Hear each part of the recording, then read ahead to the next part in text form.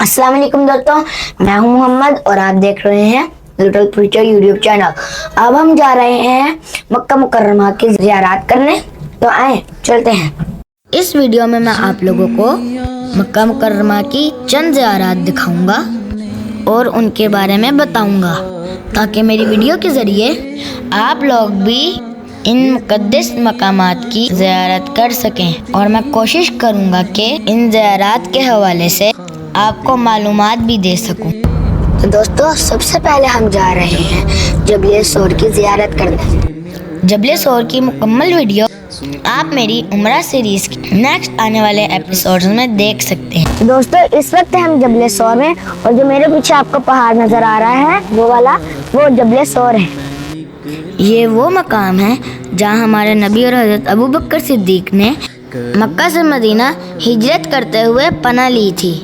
इस पहाड़ के अंदर एक गार है जहाँ पे वो वाक़या पेश आया था कि जब हमारे नबी सल्लल्लाहु अलैहि वसल्लम हज़रत अबू बकर सिद्दीक की गोद में सो रहे थे और एक सुराख से सांप निकल आया था, और उस सुराख पर हज़रत अबू बकर सिद्दीक ने अपना पाँव मुबारक रख दिया था कि कहीं ये आप सल्लल्लाहु अलैहि वसल्लम को काट ना ले।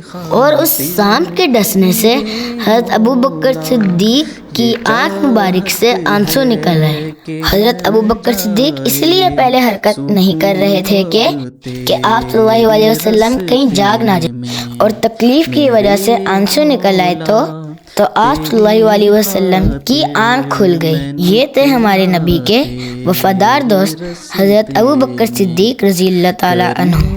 अब हम जा रहे हैं जबल रहमत की तरफ, जहाँ पे अरफात का मैदान है।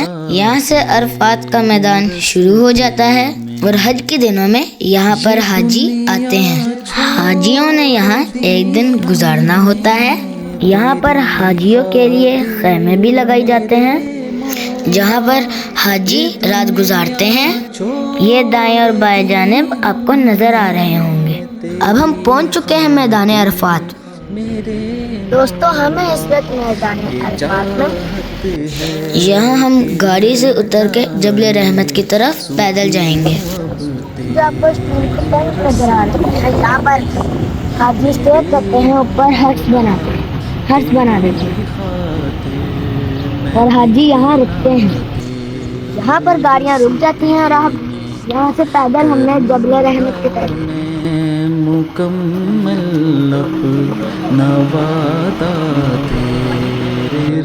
और सामने आपको पहाड़ का मीनार सा नजर आ रहा है, वो जबल रहमत है। वो आपको दूर से भी नजर आना शुरू हो जाता है। तेरी खातिर मेरे मौला ये दुनिया छोड़ दी हमने, तेरी खातिर मेरे मौला ये चाहत है कि मिल जाए सुकून अब तेरे रस्ते में, मेरे मौला तेरी खातिर मैं निकला तेरे रस्ते में, करूँगा मैं। तो दोस्तों, ये है वो मकाम जहाँ पर हज़रत आदम अलैहिस्सलाम और हज़रत अम्मा हुआ की मुलाकात हुई थी, और इसे जबल रहमत कहते हैं। ये सारा मैदान अरफात नज़र आ रहा है।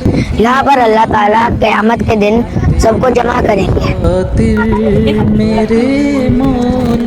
दोस्तों, हम जबल रहमत पे पहुँच चुके हैं, और यह जो सामने बोर्ड लगा है जो चीज़ों का, ये हमें करना बिल्कुल भी नहीं चाहिए, जैसे कि हाथ लगाना, चूमना, इसके सामने नमाज पढ़ना, ये सब मना है। ये चाहत है कि मिल जाए सुकून। तो चले अब हम चलते हैं नेक्स्ट ज़ियारत रस्ते में, मेरे मौला। दोस्तों, हम पहुंच चुके हैं मस्जिद निमरा। यहाँ अब हम रुक कर 2 रकात नफल अदा करेंगे।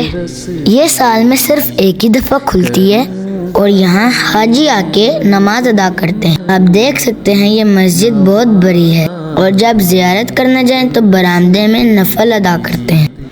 हमने भी नफल अदा कर लिए हैं। अब हम जा रहे हैं नेक्स्ट ज़ियारत की तरफ। दोस्तों, ये हम अब गुजर रहे हैं नहर ज़ुबैदा के पास से, जो कि खलीफा ہارون رشید کی زوجہ تھیں. انہوں نے یہ نہر حاجیوں کے لیے بنوائی تھی.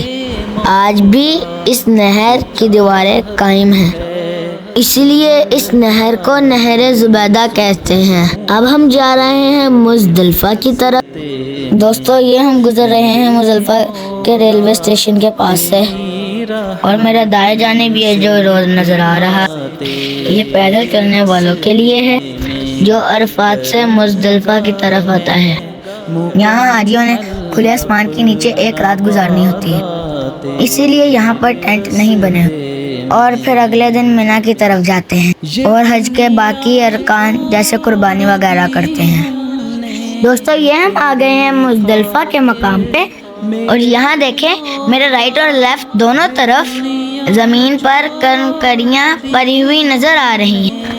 حاجی یہاں سے شیطان کو مارنے کے لیے کنکریاں اٹھاتے ہیں اور پھر جمرات کی طرف جاتے ہیں. جس مقام پہ شیطان کو کنکریاں ماری جاتی ہیں اس سے پہلے مینا کا مقام آتا ہے، اور یہ اب ہم آ چکے ہیں مینا کے مقام پر.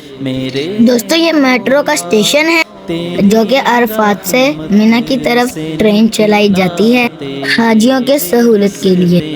اور یہ اب یہاں سے دنیا کی سب سے بڑی خیمہ بستی شروع ہو رہی ہے جو کہ مینا کے مقام پر ہے. اور یہ جو آپ کو سامنے اتنے سارے خیمے نظر آ رہے ہیں یہ حاجیوں کے قیام کے لیے ہیں تاکہ سہولت کے ساتھ وہ اپنے تمام ارکان ادا کر سکے. دوستو اس سے آگے وادی مصر کا مقام ہے جہاں پر ابرہہ اور اس کے ہاتھیوں کو ہلاک کیا گیا تھا، جس کا ذکر سورہ فیل میں بھی آتا ہے. جب ابرہہ اپنے فوج کے ساتھ بیت اللہ کو گرانے جا رہا تھا تو اللہ تعالیٰ نے ابابیل پرندوں کے ذریعے اپنے گھر کی حفاظت فرمائی اور ابرہہ اس کے ہاتھیوں کو ہلاک کیا. یہ ہے وہ مقام یہاں رکنا منع ہے، اس لیے ہم سلو سپیڈ کے ساتھ جا رہے ہیں جہاں پر ابرہہ اپنی فوج کے ساتھ ہلاک ہوا تھا. اس سے آگے وہ مقام ہے جہاں پر حضرت ابراہیم علیہ السلام حضرت اسماعیل علیہ السلام کو قربانی کرنے کے لیے لے کے گئے تھے.